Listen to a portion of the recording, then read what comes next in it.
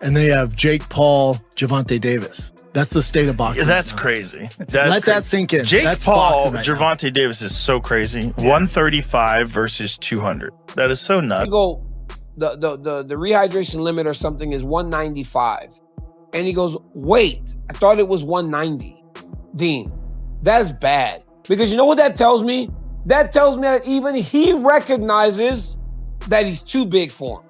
Yes. He recognizes that he's too big for him. One thing that is not the common thing to have in a contract if I'm Tank. A ladder.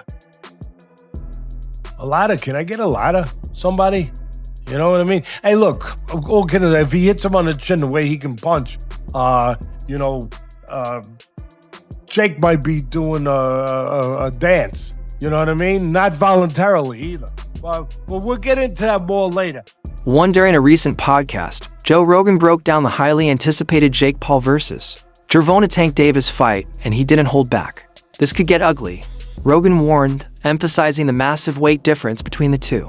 He reminded everyone that weight classes exist for a reason. While Jake Paul's size and power give him a physical advantage, Rogan said Tank's speed and skill could make the fight unpredictable. Still, he cautioned that the size gap might turn this into a dangerous and unfair matchup. My opinion is, I just want to say, in case someone calls me into court, I'm an idiot and I don't know nothing. And don't take my advice. I love the Saudis. Don't take my opinion. I love the Israeli government. I love everybody. That had nothing to do with them. That was Jake Paul promoting it. You know, it's just doesn't bother me. There's compromising the sport, and that's like bad. It's just like if I bet on it, watching it with people who are so in on it, and then also man, the sports betting apps, they introduced like chat apps in them in Australia. So it's like they're trying to take the place of social media companies where you go together and you meet your friends. Like betting should be exciting enough without having a weird. They're just trying to draw you in. They're just trying to make money, right? So they're trying to draw you in. Rogan kept stressing how insane the weight difference really is. Jake Paul fights around cruiserweight roughly 195 to 200 pounds, while Tank Davis has spent his entire career dominating at lightweight, barely touching 135 pounds. It's not just a small gap, it's a 65-pound difference. It is happening. WBA lightweight champion Gervonta Davis, who's unbeaten in 31 professional contests, takes on the self-proclaimed problem child, Jake Paul, one of the most influential and marketable global personalities. Paul and Davis square off in Miami after doubts around the fight being sanctioned in Georgia triggered a change in venue. Neither fighter can weigh more than 195 pounds. The weight is perhaps the most surprising factor. Paul has boxed most of his career around 200 pounds, the cruiserweight limit, but did tip the scales at 227 pounds when he faced off against Iron Mike Tyson last year. Davis, much smaller in stature, competes at the 135 pound mark and has also won world honours at super featherweight. And despite some discussions about possibly dropping down to 10 ounces, the pair seem set to wear 12-ounce gloves. And in terms of distance, despite the exhibition tag, the fight will play out over 10 3-minute rounds with 3 scoring judges at ringside, but the result will not be officially recorded on their professional records. Boxing purists and athletic commissions have also criticized the fight. Many say such a matchup would never be approved under standard boxing rules. Even as an exhibition, the idea of a lightweight facing a cruiserweight raises serious questions about safety and integrity. Critics argue that no amount of catchweight agreements... He should beat Jake Paul, shouldn't he? No, he shouldn't. You don't think... Sorry, so... I thought we were all unanimous here. Do you think Jake Paul beats Gervonta Davis? 70 pounds is 70 pounds. Gervonta Davis is very small. 5'5". He's tiny, bro. 5'5". That's You what I'm saying. Jake Paul He's 6'1". a little man. If Jake Paul's tucking up move on and absorbing punishment for walking forward, and look, there's a weight advantage. For Rogan and other analysts see this as more of a spectacle than a legitimate sporting contest. A 135-pound fighter versus a 200-pound fighter? That's crazy, Rogan said. He explained that when one man carries that much extra mass, every punch comes with dangerously higher impact. Even if Tank has superior technique, the physics simply aren't in his favor. One clean shot from Jake could cause real damage. In boxing, so you got Canelo Crawford, you got Mike Tyson, Floyd Mayweather, that's happening. And then you have Jake Paul, Gervonta Davis. That's the state of boxing. Yeah, that's right now. crazy. That's Let that crazy. sink in. Jake That's Paul, boxing right now. Gervonta Davis is so crazy. 135 versus 200. That is so nuts. They're all expedition. None of them are. Yeah, they're exhibitions. But what does that mean? Just means that you don't really. Nobody wins. They're not. Right. It's kind of. I mean, It's weird. I don't want Jake to assume they're not. It's not like a real scrap. It's So- not real. Really? So they're not trying to knock each other out? No. Well, Mike Tyson and Floyd Mayweather don't like each other. They have not liked each other forever. Tyson and Mayweather. Yes, But they like Mike money. Tyson and Mayweather don't like each other. Huh. If there's a fight that might be real, like where Mike Tyson might say, "I'm going to knock this out," or "I'm going to try to knock this motherfucker It would be out." Because of these concerns, special rules have been put in place. The fight has officially been labeled an exhibition, meaning it won't appear on either man's professional record. The fighters agreed to a catch weight of 195 pounds and will wear heavier 12-ounce gloves to reduce injury risk. Despite being an exhibition, judges will still score the fight. If you do fight, what weight would it be at? 195. Oh, wow. So he would go all the way from 40 to 95? Yeah, I mean, it would be an exhibition. Okay. And so what does that mean? Is that 3-minute rounds? Yeah, 10 3-minute rounds. And when you say exhibition, like, what are the restrictions on that? No restrictions, just the fact that like we couldn't actually get it professionally sanctioned. Former UFC champion Daniel Cormier also weighed in, echoing Rogan's concerns. He called the matchup crazy and borderline irresponsible, saying Tank may be the better boxer. But Jake's size changes everything. Cormier said it's hard to understand how a fight this unbalanced was ever approved, warning that it could blur the line between a real fight and a publicity stunt. It is completely just, I can't say the word that I want to say because I don't want to get canceled, but this fight should not be happening. And the press conference was embarrassing. Gervonta Davis should not have a mic in front of him. It was absolutely embarrassing watching this thing.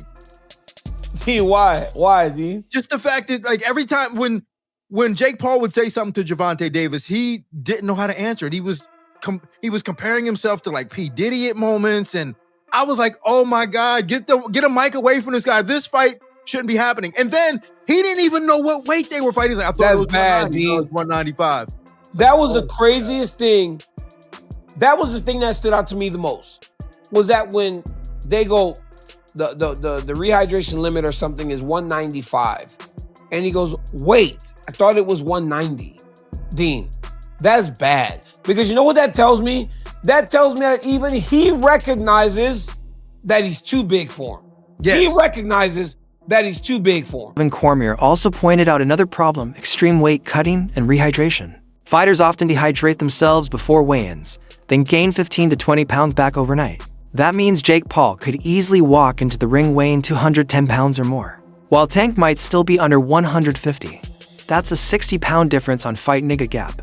Cormier called, I think it's the most dangerous thing in the world. With us, we would go on Thursday night. If I weighed 216 and I had to be 205 by Friday morning, I would get as low as I possibly could and then try to go to bed. So if I'd get to 207, I would hope that by the morning I'd be 206. I'd only have to lose a pound in the morning. So I'm dehydrated for 12, 13, 14 hours. Those guys today are going to bed at that weight, Joe, 10, 11 over, and waking up at like 4 or 5 in the morning and cutting the weight. Because they said if they cut all that weight, they don't sleep, which I can attest to. It don't matter how much melatonin you take, you're so dehydrated. You're not gonna get a good night's sleep. I think it's dangerous. Why is it dangerous? Because you have to cut 10 pounds in 4 hours. If you don't, you're screwed. Because the worst possible feeling, you expect to lose 8, but you might lose 6 or 5.5. And then you're like. He also recalled the awkward press conference, where even Tank seemed unsure about the final weight limit, to Cormier, that showed how disorganized and unsafe the entire setup is. Weight classes exist to protect fighters, he said, and this fight looks like it's ignoring all of them. In his view, the way this event was structured goes against everything boxing's rulebook stands for. Jake Paul. Yesterday they had their first press conference. One of the most recognizable things is Jake Paul is huge compared to Gervonta Davis. And 2, Gervonta Davis don't even know what weight they fighting, D. Maximum weight of 195 pounds for this exhibition. It was 190. The fight will be contested over 10 3-minute rounds. I said it was 190. The fight is 195 pounds, Tank, as you know. DC, I watched this, and we have our priorities way misplaced when we're talking about boxing. Like, everybody's complaining about this Ali act and all. Like, how is something like this allowed to happen? How is Jake Paul allowed to fight Gervonta Davis? It's completely unfair. It is completely just, I can't say the word that I want to say because I don't want to get canceled. Ford also defended the decision to fight Jake Paul instead of taking a rematch with Lamont Roach. He admitted the Roach rematch made sense for legacy, but said the Paul fight brings visibility and financial reward. This fight opens bigger doors, he explained. Sometimes you have to take the spotlight when it's there. Ford made it clear that, despite the risk, Tanks are in the right to make big moves like this. How are we with everything, man? How's Tank been? In a good headspace, great headspace, looking good. You know, just trying to go through our stages. You know, it's like pre-camp, then camp. You know, get them from. We ain't fought in a while. You know what I'm saying? We was getting prepared for Roach, and then we got blessed with this fight.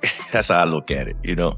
Interesting comment there that they were getting ready for the Roach rematch, and then this fight was, you know, he said they got blessed with this fight, but this fight came through. So the plan was actually to go and rematch Lamont Roach, which is something that I think he should have done. I think they you know, for Tank's legacy, for, you know, just the sanctity of pro boxing when it comes to a world champion and what they do with that world championship belt, I think he should have taken the Lamont Roach rematch. It seems like they were going to, but the obvious reason that everyone, I think, knows why they didn't is because Netflix and a Jake Paul fight come with a massive bag. Like, there's probably no comparison to what Tank will make to fight Lamont Roach or anybody else compared to Jake Paul.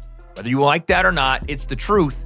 He is a money fight, and so is Tank. And that's why they're going to do a shit ton of viewers on Netflix and why they're going to both make a shit ton of money.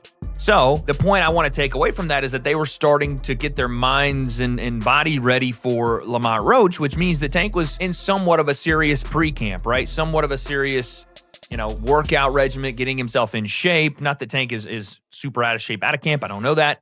But this means that he was mentally preparing for a fight regardless. It's not hopping off the couch Tank, which is not what you want to see even against Jake Paul, because the least serious you take Jake, and I've said this about everybody that's fought him, the ones that don't take him serious, the ones that say he's a YouTuber and everything else, they end up losing, or they end up looking like, oh, wait a second, this guy was a little better than I thought. They end up either getting taken by surprise or actually sometimes losing because they don't realize that Jake actually takes this serious. So this is good to hear. Just already right off the rip, they were already doing something. Surprise. So tell me, you know, when did you hear about this? They've been going back and forth for years, Tank and Jake. They've been going at it for years, and it would have happened sooner. You know what I'm saying? But we have hiccups in life. That's what I call it, hiccups. But they lessons to learn from. But we back on track and we're keeping it moving. When you heard about the fight, were you like, wait, what? Like, we're doing what? Actually, when I heard about the fight, they called me and said, what you thought about the fight? I said, the fight doable. Cormier, however, slammed the boxing organizations that agreed to sanction the fight. He called it a disgrace to the sport, accusing promoters of chasing money and attention instead of honor and safety. A lightweight versus a cruiserweight. That's not boxing, that's business, he said. According to Cormier, approving fights like this damages boxing's credibility and turns the sport into nothing more than expensive entertainment. Weeks ago, the WBC and the Jose Sulaiman was very upset that he wasn't going to be able to put the belt on the winner at Canelo versus Crawford. That's the thing that's happened since the beginning of the time. Those guys are very powerful in boxing, but with Zuffa boxing, it was almost like that power was getting stripped away. They were very disappointed. But how can you take those sanctioning organizations seriously when they are sanctioning this? That's my point. That's my point. That's why I think that this whole thing that we have, this boxing and this MMA argument and Zuffa getting into boxing, our argument is misplaced because things like this should not be happening. And the fact that boxing is allowing this to happen is an embarrassment to the sport. Yeah, I don't understand why. So what do you think? Is Jake Paul versus Gervonta Davis a real fight or just another money grab dressed up as boxing? Drop your thoughts in the comments below and let's see where the fans stand.